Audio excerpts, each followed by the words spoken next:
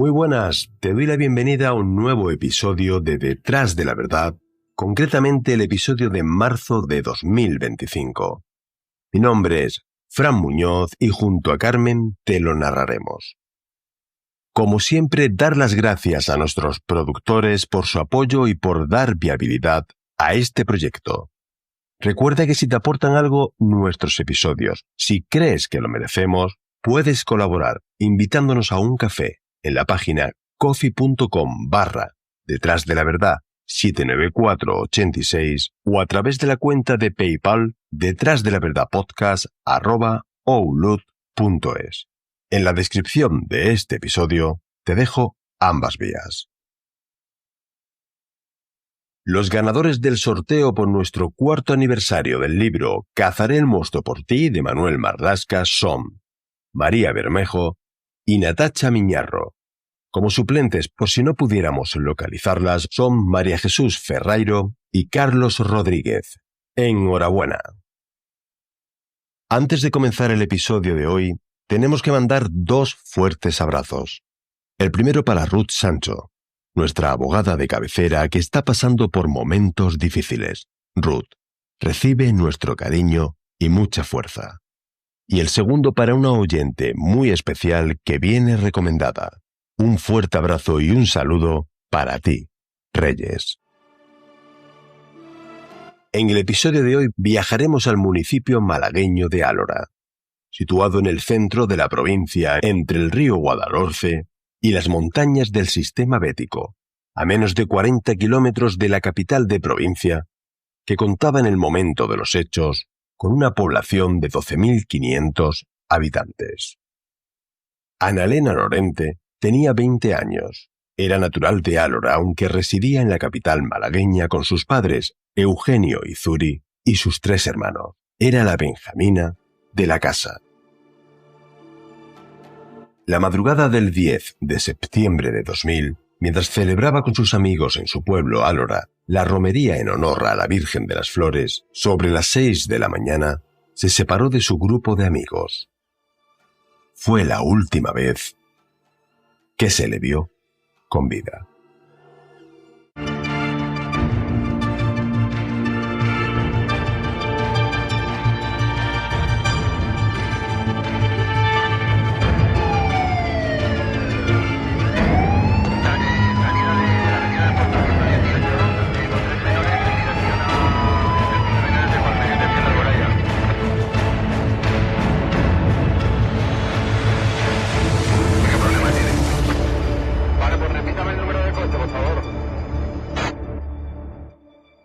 Detrás de la verdad. Un recorrido por la historia negra de nuestro país.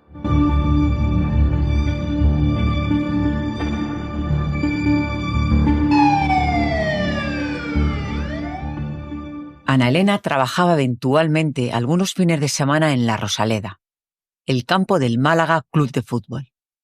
Tenía el sueño de convertirse en actriz y, desde luego, tenía la belleza y actitudes para conseguirlo. Se había inscrito y estaba pendiente de ser aceptada en la Escuela de Interpretación y Arte Dramático de Málaga. A pesar de que vivían en Málaga, donde su padre estaba destinado como Policía Nacional, Ana Elena y su familia acudían todos los fines de semana que podían, vacaciones y fiestas, a Álora, donde residían sus abuelos y su familia. Era una chica extrovertida y jovial, una persona muy querida. Contaba con muchas amistades desde bien pequeña. Tenía una relación con un chico que acababa de regresar de misión militar en el extranjero. Ese fin de semana no la pudo acompañar a la romería porque tenía un acto militar oficial. Ella tenía una relación de amistad, incluso puede que algo más que amistad, un romance, se llamase hoy, ¿no? Con un chico que en ese momento acababa de regresar de su servicio en el ejército fuera de España. Y no podía acudir, quería ir al desfile de las Fuerzas Armadas a dar ese homenaje entre ellos y sus compañeros. Ana Elena estaba cansada ese fin de semana. Echaba de menos a su novio y no tenía previsto acudir a la romería, pero a última hora cambió de opinión. En esa fecha Ana Elena no pensaba acudir a la romería. Sin embargo, sus amigos y amigas eran muy conocidas y muy populares entre todas sus amistades. No es que la forzaran, pero sí le incitaron y le llevaron pues a esa romería.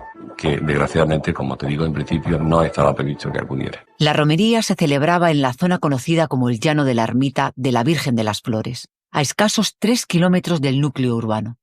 El grupo de amigos de Ana Elena estuvieron casi toda la noche en el interior de la caseta conocida como Akira. Eran las 6 de la mañana.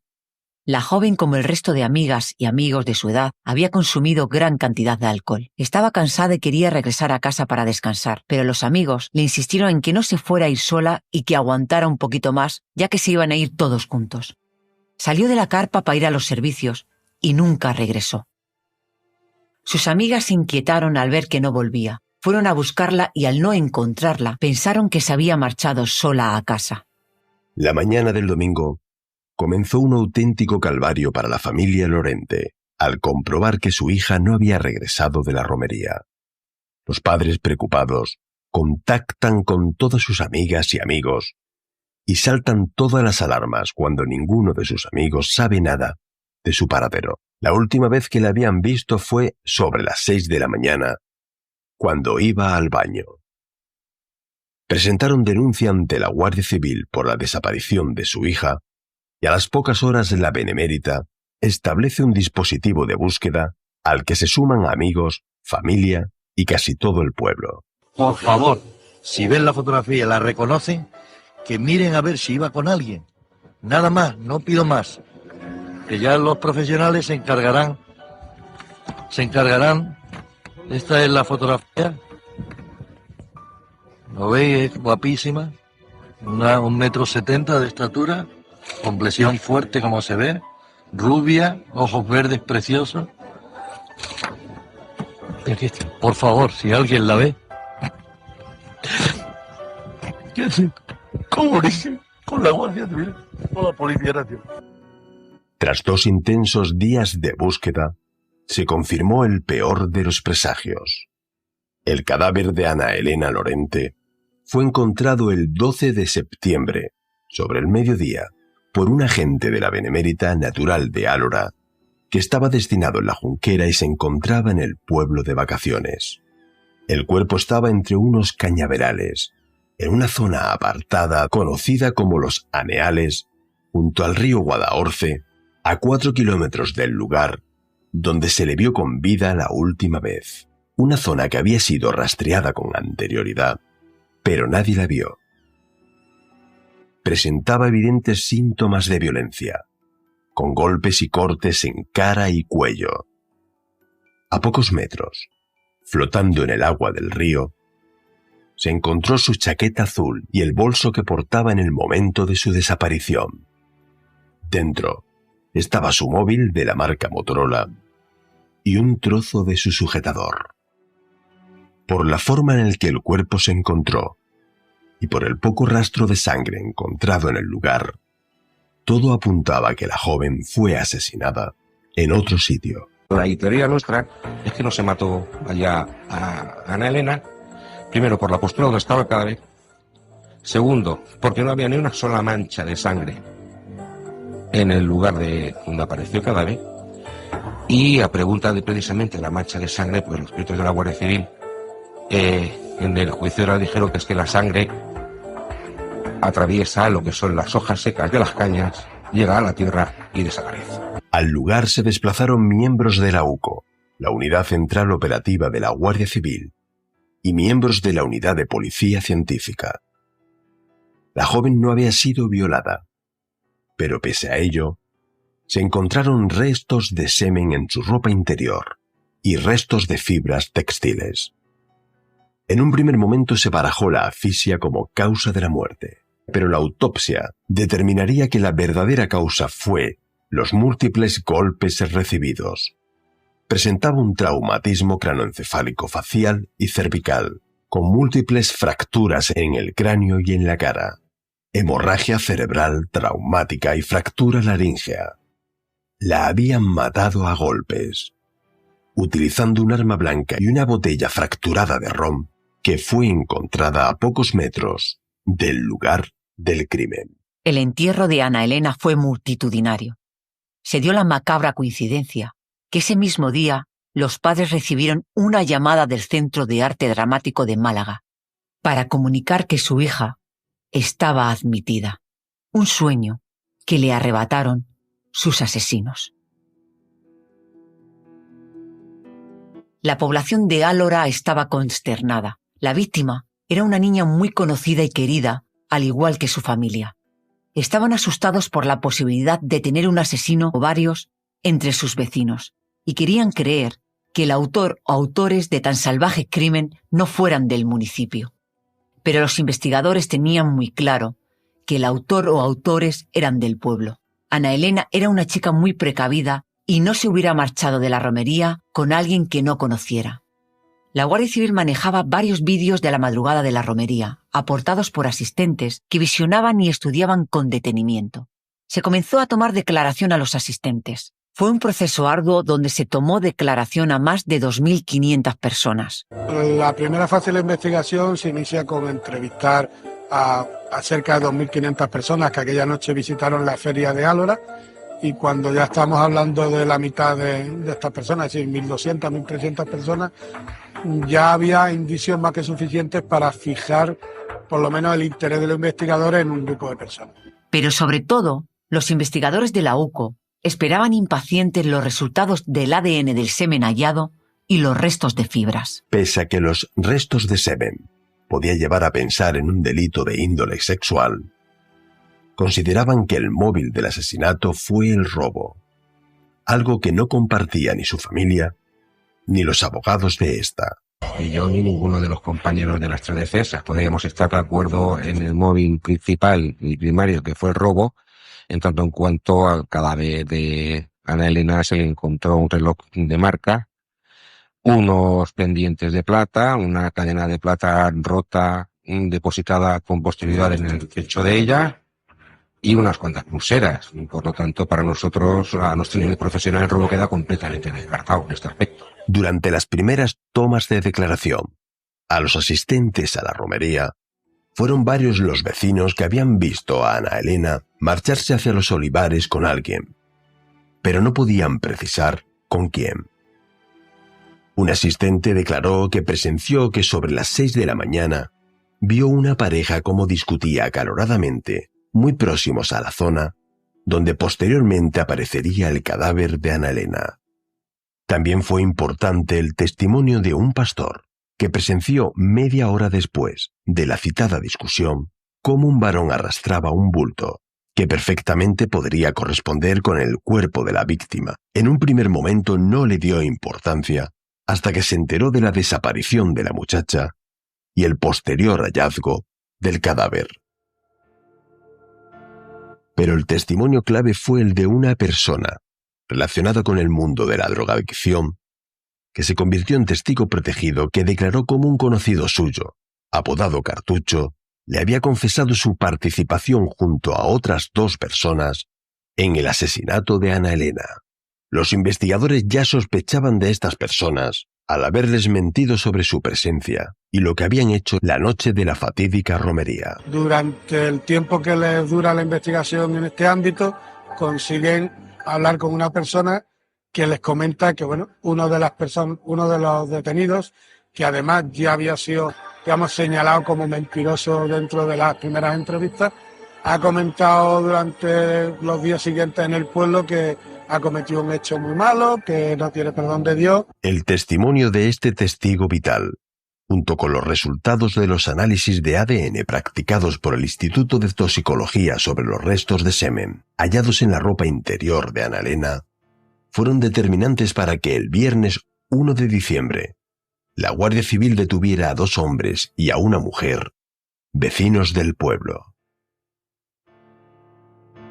Se trataba de Agustín Manuel Cortés, alias Cartucho, de 19 años de edad, condenado a 8 meses de prisión por robo. Ana Gema Pilar, de 18 años, que tenía un hijo de 4 años, sin antecedentes policiales ni penales. Al día siguiente de participar en el asesinato de Ana Elena, se marchó de Álora y dejó a su hijo pequeño con sus padres para marcharse a Marbella. Y Juan Navarro, alias Carapelo, de 38 años de edad, con mujer y 7 niños, con antecedentes policiales y penales por lesiones, por el que fue condenado a 1 año y 3 meses de prisión. Los 2 detenidos más jóvenes eran de etnia gitana. Los 3 vivían en un ambiente de marginalidad y drogadicción y eran conocidos por la Guardia Civil. Escuchamos al abogado de la familia hablando de la diferencia de vida entre la detenida y la víctima. De tal manera tan distintos los mundos de una y de otra, que aunque luego muchas personas reconocieron haberla visto juntos, en principio a nadie le llamó la atención verlas porque ni siquiera coincidían en identificarlas como personas que tuvieran una conversación. Una chica con un novio, el negri, delincuente habitual, con una hija a corta edad extramatrimonial, con un grupo de amistades donde lo único que imperaba, amistades, compañeros de rol, ¿no? Lo que imperaba era sobre todo la droga y el intentar conseguir dinero para esa droga. Eran mundos absolutamente distintos. Los 2 autores principales de los hechos eran conocidos delincuentes en la localidad, no solo por estar en el mundo de la droga, sino por robos, agresiones, violencia, y se da el caso de que uno de ellos, el más mayor en este caso Juan, ya había sido detenido en numerosas ocasiones, y en el caso concreto del otro detenido, como acababa de cumplir, tenía 19 años en ese momento, casi toda su campaña delictiva la había hecho como menor. Cartucho desde que nació era carne de delincuencia y carne de cárcel. Cartucho de chico pues se cría en un ambiente familiar muy duro. El padre era toxicómano, alcohólico, tiene 5 hermanos, contándolo a él, que están en la misma línea, ninguno está escolarizado, y el ambiente en casa era de agresividad y de en fin, palos por todos lados, el padre aquí yo mando y todos callados. La familia de Ana Elena no daba crédito a la detención de Ana Gema, ya que ésta había sido amiga íntima de su hija. Incluso vivía en la misma calle que los abuelos de ésta, y desde pequeña habían jugado juntas. El semen encontrado en la ropa interior de Ana Elena pertenecía a Agustín Manuel Cortés, alias Cartucho, y durante el registro de la vivienda de Carapelo se encontró el pantalón que llevaba la noche de autos y que coincidía con las fibras textiles encontradas. Escuchamos al portavoz de la Guardia Civil y a la fiscal del caso. Cuando los investigadores obtienen los correspondientes permisos para hacer los registros domiciliarios, van a casa de Navarro y de Cortés en busca de las prendas que todos los testigos les habían ubicado aquella noche. Cuando llegan concretamente a casa de Juan Navarro se encuentran que el pantalón que todo el mundo le sitúa el día de auto lo tiene, es el único de su armario que todavía mantiene, que ha sido llevado a tintorería y lo tiene dentro de la bolsa. Entonces se hizo un estudio y el estudio concluye que esa fibra es o de ese pantalón o de un pantalón exactamente igual, de la misma marca, de la misma tintada, expuesto el mismo número de veces al sol, lavado el mismo número de veces. O sea que la conclusión es que tiene que ser de ese pantalón. El domingo 3 de diciembre, solo 48 horas después de la detención, los detenidos más jóvenes, Cartucho y Ana Gema, acabaron confesando su participación en los hechos y aportaron hasta 7 detalles del crimen que solo podían saber los autores del mismo. Mantuvieron que solo querían robar a Ana Elena. El precio de la vida de la joven fue 1.000 pesetas, 6 euros, que era la cantidad de dinero que llevaba encima. Pero el verdadero móvil del crimen no fue el robo. Detrás del asesinato se escondía la envidia y los celos que la detenida tenía hacia su antigua amiga. No podía soportar que ésta tuviera una familia normal y una vida totalmente diferente a la suya. Ese fue el verdadero motivo. Durante la celebración de la romería, la detenida vio cómo su pareja saludaba y charlaba un rato con la víctima. Ese pudo ser el detonante, unido a la envidia que le tenía, que le llevó a avisar y convencer a sus amigos Carapelo y Cartucho para robar a la joven y darle un escarmiento. Ana Gema fue la verdadera autora intelectual de los hechos, pero sus cómplices pretendían llegar más lejos. Además, Carapelo estaba obsesionado con la víctima. La había acosado varios fines de semana y en varios locales de Álora, como quedó perfectamente acreditado en el juicio por el testimonio de varias personas que así lo atestiguaron. Así, acordaron de manera conjunta proceder al robo y atentar contra la vida de la víctima, aprovechándose de su estado ya que había bebido bastante y no estaba en pleno uso de sus facultades. Ana Gema le había dicho a sus amigos que era una ricachona y que siempre llevaba mucho dinero encima, ofreciéndose a sacar a la víctima de la caseta. Sobre las 6 de la mañana consiguió sacarla con el pretexto de hablar con ella, y una vez en el exterior se unieron los otros 2 detenidos que tras amenazarla con una navaja, la obligaron a andar hacia la zona de los Aneales, un lugar apartado, oscuro, solitario y de difícil acceso. Utilizaron el propio sujetador de la joven a modo de mordaza para que ésta no gritara, una prenda que le arrebataron por la fuerza. Le registraron su bolso para apoderarse del dinero, pero solamente llevaba 1000 pesetas. En un momento del trayecto, Carapelo, amenazándola con el cuchillo, obligó a la joven a masturbar al otro acusado. Intentaron llegar más lejos en su agresión sexual, pero no pudieron, por la resistencia que ofreció Ana Elena, a pesar de su estado etílico. Tras ello, la obligaron nuevamente a caminar hacia la zona conocida como Los Aneales. Allí fue donde decidieron acabar con su vida, después de que Gema les dijera que era hija de un policía nacional y que iba fácilmente a identificarlos. Le agreden salvajemente con la navaja y con un trozo de cristal de una botella de ron que fue posteriormente encontrada. Una vez en el suelo le golpearon fuerte y repetidamente con patadas en la cabeza y en el cuello, indiscriminadamente, hasta acabar con su vida. Como te hemos contado, presentaba fracturas múltiples craneales y faciales, hemorragia cerebral traumática y fractura laríngea. Tras asesinarla, tiraron al río la cazadora y sus pertenencias. Cartucho, como si nada hubiera pasado, regresó a las casetas y continuó celebrando la robería, mientras que los otros 2 cómplices se marcharon a casa. Al día siguiente, Ana Gema abandonó el pueblo. Al ser unas personas conocidas, en el caso de que hubiesen dejado viva a Ana Elena podía identificar a los 3 perfectamente porque eran gente del pueblo. A Ana Gema identificar sin ningún tipo de duda. A eso, pues a lo mejor se añadió que su padre era policía y que su padre iba a poner empeño personal en descubrir quién eran los autores y que conseguir que los condenaran. Cuando los investigadores llegan y ven el cadáver, lógicamente comprueban que las heridas, que tiene una herida en el cuello, una herida cortante, pero que a primera vista se ve que no es la que puede haberle producido la muerte, pero sí el estado en que se encuentra de contusiones da a pensar que son los propios golpes los que ha llevado a Ana Elena a morir.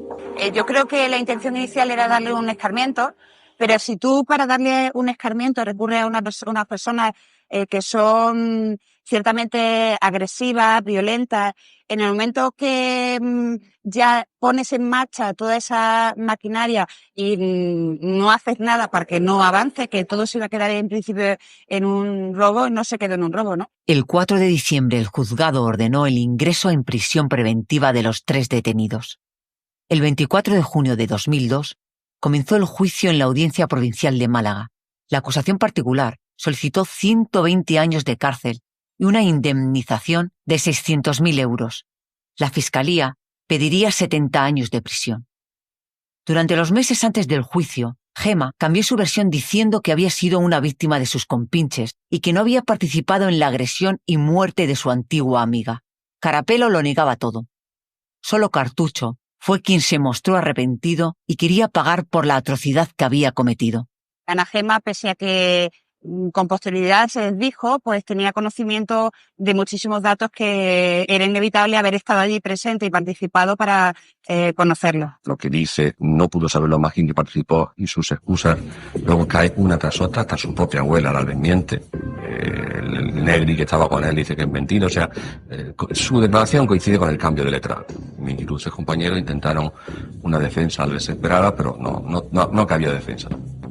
Cartucho decía que tenía asumido que tenía que cumplir el daño que había hecho no se limitaba a decir si lo he hecho lo pago, sino que incluso me hablaba del Altísimo, de Dios, que él tiene que ahora cumplir con Dios y sí, cumplir el castigo que él se le está enviando por lo mal que se portó. El 17 de julio el jurado popular emitió su veredicto de culpabilidad por unanimidad. Las pruebas eran contundentes. El juez condenó a los 3 acusados a 4 años por un delito de robo con violencia. A Juan Navarro, alias Carapelo, a 8 años por la agresión sexual al forzar a la víctima a masturbar al otro acusado. Y por el delito de asesinato de Ana Elena, a 18 años a los 3 acusados y al pago de unos 300.000 euros a los padres y de 120.000 euros a sus hermanos. Carapelo estaba como ausente, como que esto no va conmigo. No. Y Ana Gema sí, Ana Gema tenía una actitud prepotente y siempre con miradas desafiantes, como yo voy a salir de aquí de rosita. Cartucho y Carapelo no destacaría ninguna reacción distinta, además como ellos no eran primerizos, digamos, en los juzgados, como que no les impacta de esa manera, pero Ana Gema se derrumbó y empezó a llorar y ya esa prepotencia y esa actitud desafiante desapareció. En septiembre de 2003, la abogada de la acusada intentó solicitar la reapertura del caso, intentando vincular la muerte de Ana Elena, aprovechando la investigación por las muertes de Rocío Baninkoff en Mijas y Sonia Caravante en Coín, alegando la similitud de la edad de las víctimas y el modus operandi, obviando las pruebas de ADN del semen encontrado en las ropas de Ana Elena, a la que no hizo ninguna mención. Su solicitud fue desestimada. Carapelo está libre desde el año 2012 por motivos de salud. Ana Gema vive en Canarias plácidamente y de Cartucho nada se sabe.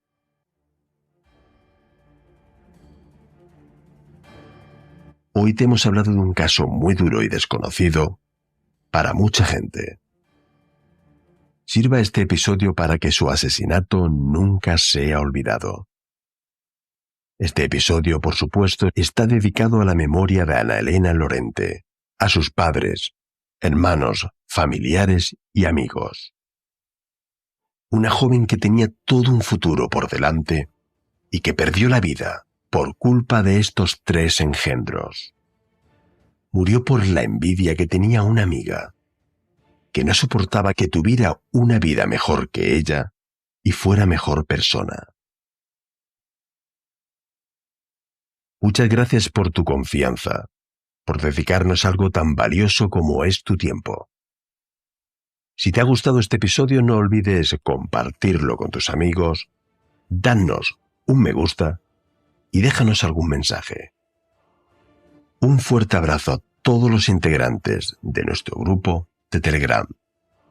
Te emplazamos como siempre al primer lunes del próximo mes, no sin antes recordarte que no te olvides de intentar ser feliz.